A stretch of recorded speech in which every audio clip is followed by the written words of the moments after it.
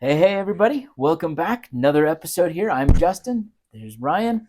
And today's kind of a different one. I want to kind of interview Ryan a little bit. Okay. Ryan, I know that you retired a couple of years ago. You were able to buy some years, right? That's right. How many years did you buy? So I bought about 4 years. Okay. The actual number was like 3.954 years. Para actually breaks it down by days and months, Yeah. believe it or not. They don't round it to the nearest year.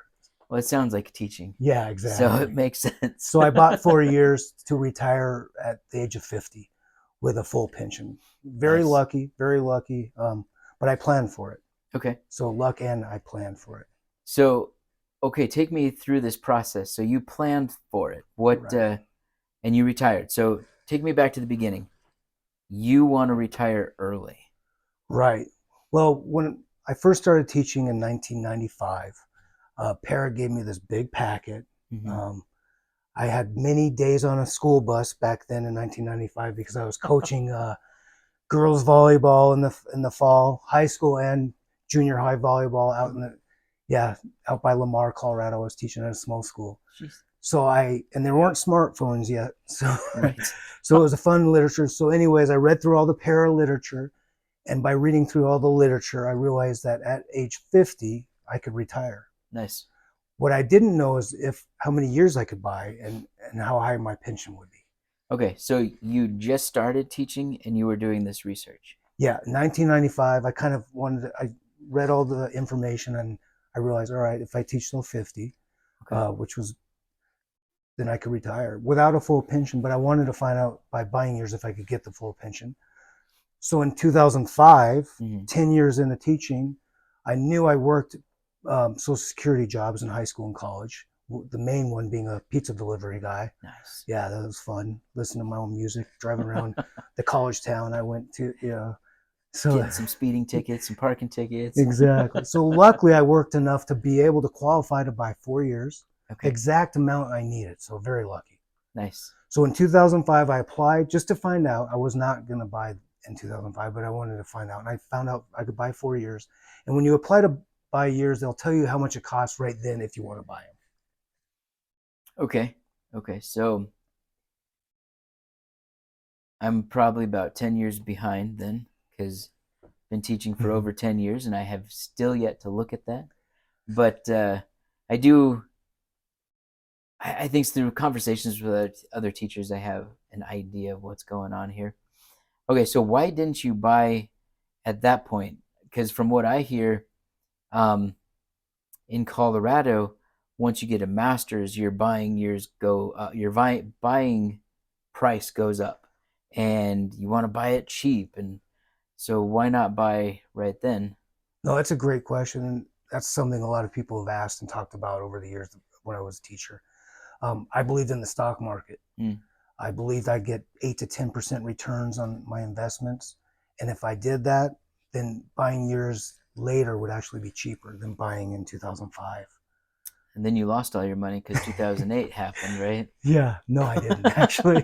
Thankfully, I took the long road and I stayed in the stock market for pretty Oh, much, yeah, so for you several buy years. and hold. Yeah, exactly. Buy and hold. Time in the market. Yeah. Okay, So I okay. waited until 2020 to buy 4 years. And Oh. and I bought the 4 years in 2020 using my 401k money. It just rolls over, and that's how I bought them. Um, So and you weren't taxed because there was anything coming out of your 401k. that's right. Like because the way the government looks at it is either you're going to pay, since it's going to your pension. Mm-hmm. It's yeah, you don't have to pay taxes. It's a Nope. direct Okay. rollover. So no taxes, no No penalties. taxes. Just use a 401k. Cool. To today's teachers, I would suggest 401k still or a 457 Mm-hmm. or some other options. So Okay. that's how I went about it. I ran the numbers to see, and I'm not going to give the numbers out right now, but by waiting those 15 years, I believe I came out ahead, actually. I think they cost me less because I made more money in the stock market in those 15 Nice. years. So even if they're a bad 15 years, so to speak, if you know the history of the stock market, they're still not that bad, and it would have been maybe a wash. I think that's valuable though, because if you're talking about buying or thinking about it and starting to really make that investment in 2005. We had the housing crisis and everything crashed from like 2006 to 12. Right. So that's a good chunk of time that wasn't the prettiest in our history here. And so you still were able to come out ahead. Yeah. So that's good. That's Yeah. some good Even with growth. those bad years, over 15 years, still averaged between 8 and 10% in the stock market, right in Nice. those numbers. Again, if you run the numbers, you'll see that it did well. Okay. Um, so the two things I would tell young teachers or any teacher is don't buy too soon. And it's partly because you might not stay in the teaching.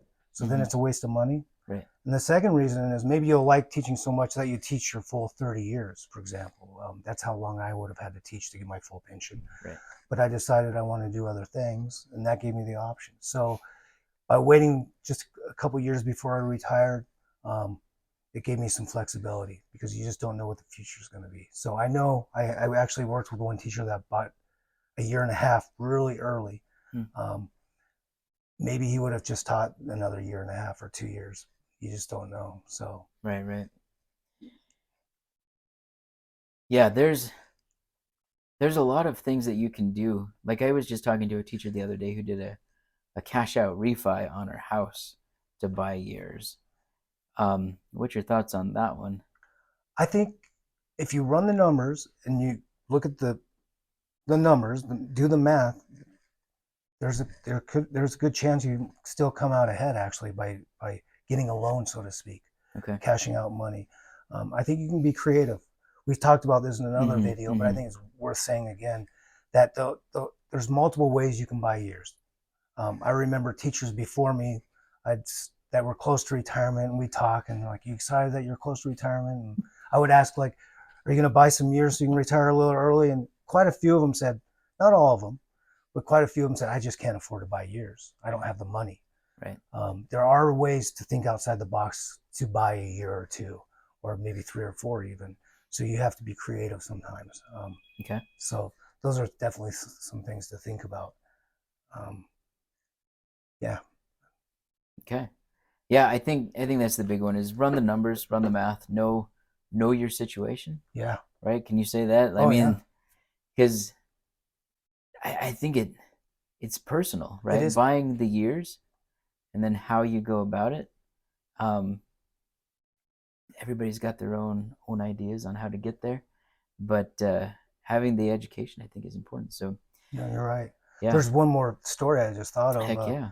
This teacher I worked with, she's going to buy 6 years. She's going to quit teaching at 45 years old, but buying 6 years gets her 25 years in a para. Mm. So when she turns 50, she'll actually get a bigger pension. At 45, she wants to start a different career. Right, right. So that's working for her. To your point, that you got to know your own situation and what's Mm-hmm. going to work best for you. So she ran the numbers, I believe, and I hope. She bought 6 years, and at 45, she's done, and she's going to go on another career. And then at Nice. 50, she gets that 25 years of credit, para credit. Um, so don't be afraid to think of different ways and different possibilities. Yeah, I think that's a good one. I mean, teaching is changing a lot right now.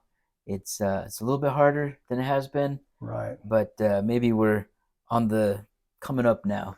No, Might get a little easier, hopefully. I hope so. But Yeah. yeah, that's good information. That's good information. Is there anything else that you can share that maybe I skipped over? No, I would mention that newer teachers that are on para table 9, and maybe we'll do another video on just this. Um, and we've talked about this before too in the videos, that they can't collect a pension until they're 55. Mm-hmm. Everybody else on para table 1 through 8 Yeah, can collect a pension. 50. Yeah, at 50. So I feel for you new teachers that started after 2020.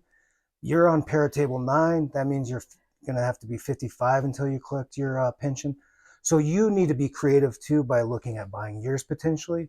And I'll just throw this caveat in there. Really look at a 457 plan, and maybe we'll take a dive into why I'm saying that now. But 457 plan gives you a lot more options if you don't want to teach all the way until you get a full pension or a large pension. Yeah, So do some research on 457 plans in general, because everyone can benefit from the 457 plan, but especially those people that are on para table 9. Yeah, I think the Parrot Table 9 is just horrible. And Yeah, I just had a student teacher last semester, and I showed him, and he's an older teacher, right? He's coming in at 30, yeah, not 23 like some people. So he's right. already 7 years in the hole, I guess. And it, that's painful. It's painful to look at. So I sympathize with all you teachers out there on Para 9. I hope the best. Start investing. Take care of yourself. Don't Yeah, don't bank on para, I guess, no, you're or do right. what you can with para. But But I'm glad you brought up your student teacher because not everyone starts right at 23 out of college. right, We've both worked with a lot of teachers that started in their late 20s, sometimes 30s. yeah, We worked with a teacher that was an engineer and then became a teacher. So mm-hmm. you got to look at your unique situation and kind of see what's best for you Yeah, based on that. yep. So there's a lot. There's a lot that goes into para. Yeah, There's a lot that you can toss around, yeah, I guess. you're right. So cool. Any last words? No, I just think come up with a plan and think outside the box if need be, and see if buying yours is even going to be something that could potentially benefit you. If not, move on. Look at 457 plans and 401ks and Roths and other ways to invest your money to still get you to a point where you're financially independent. So Nice. I think that's the biggest thing. I think that's important. Yeah. So thank you, everybody. On those words, we will see you next time. Cheers. See ya.